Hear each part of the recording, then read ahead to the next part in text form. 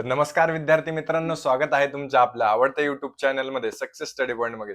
ज्या गोष्टीची तुम्ही एकदम आतुरतेने वाट बघत होता, चौथी आणि सातवीचा स्कॉलरशिप रिझल्ट, तो आज 5 वाजता जाहीर झालेला आहे. तुम्हाला ह्या व्हिडिओमध्ये मी कसा रिझल्ट बघायचा, कुठे सीट नंबर टाकायचा, कुठे आईचं नाव टाकायचं, हे व्यवस्थितरित्या सर्व काही सांगणार आहेत. व्हिडिओ शेवटपर्यंत बघायचा आहे आणि काहीही अडचणी असल्यास डिस्क्रिप्शन बॉक्स मध्ये तुम्हाला नंबर दिलेला आहे आणि ग्रुपची लिंक पण आहे.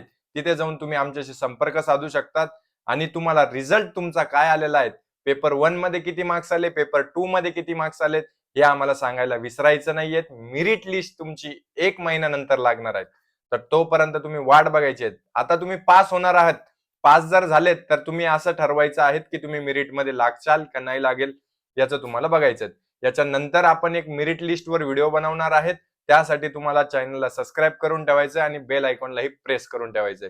तर आता लगेचच आपण बघूयात रिझल्ट कसा बघायचा. चला.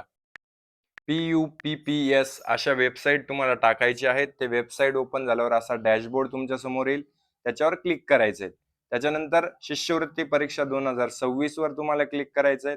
अशा प्रकारचा तुमचा सर्व डॅशबोर्ड ओपन होणार आहे. चौथी व सातवीचा रिझल्ट बघायचा आहे, त्याच्यावर क्लिक करायचं.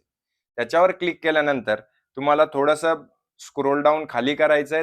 खाली केल्यानंतर तुम्हाला काय येईल, अंतरिम निकाल येईल विद्यार्थ्यांसाठी, याच्यावर तुम्हाला क्लिक करायचंय. तिथे येणार आहेत सीट नंबर, तुमचा आसन क्रमांक टाकायचा आहे आणि तुमच्या आईचं नाव टाकायचं आहे.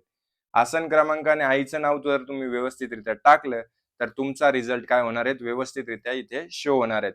सर्वांनी रिझल्ट बघायचा आहे. तुम्ही रिझल्ट कुठून बघतायत हे आम्हाला सांगायचं आहे आणि याच्यातही तुम्हाला काही अडचणी येत असतील तर आम्हाला सांगायला विसरायचं नाहीये. डिस्क्रिप्शन बॉक्स मध्ये लिंक दिलेली आहे, तिथून तुम्ही आमच्याशी संपर्क साधू शकतात आणि व्हिडिओ सर्वांना नक्की शेअर करा.